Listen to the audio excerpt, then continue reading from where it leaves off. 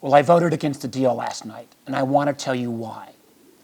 And I want to start by saying Virginians have been particularly hard hit by this shutdown. Our federal workers, our contractors. I think about the folks who clean the bathrooms in many of our federal buildings. They're contractors. They're not even going to get back pay once the government reopens. And I was glad to see that there were protections in this deal to make sure there was no additional rifts and that workers would get that back pay that's guaranteed by law.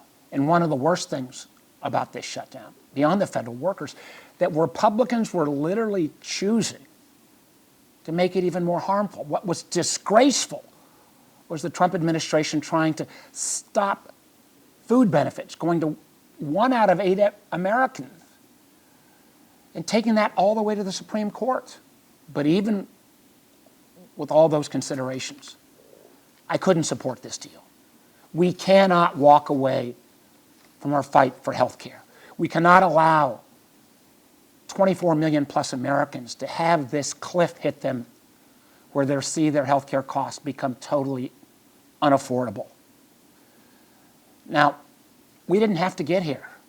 Republicans should have sat down and made a deal with us.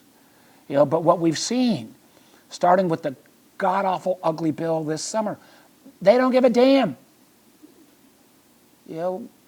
We saw the bill, big bill, what it's going to do to Medicaid. Now, they punted that until after the elections next year. But we're already seeing rural hospitals in Virginia close down their clinics and project that they may have to close. I just saw another hospital the other day in Southside Virginia shut down their OBGYN services. This is not right. This is not the kind of America we need.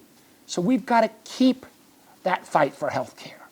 So last night I was not only a no, but a strong no. We've got to keep this fight going. We've got to make sure that we don't allow this health care cliff to take place. That we recognize that what Americans are screaming out for is a more affordable ability to lead their lives, from grocery store prices to rent costs to making sure health care is more fully available and affordable. That fight's not over. And I can tell you, I'm in this fight. We've got to make sure that the tax credits don't expire. We've got to bring down prices. Luckily in Virginia, we've got a great new governor and a great new Democratic majority that can take at least that fight at the state level. They need partners at the federal level to help make it happen. We're going to win this. Stay in the fight.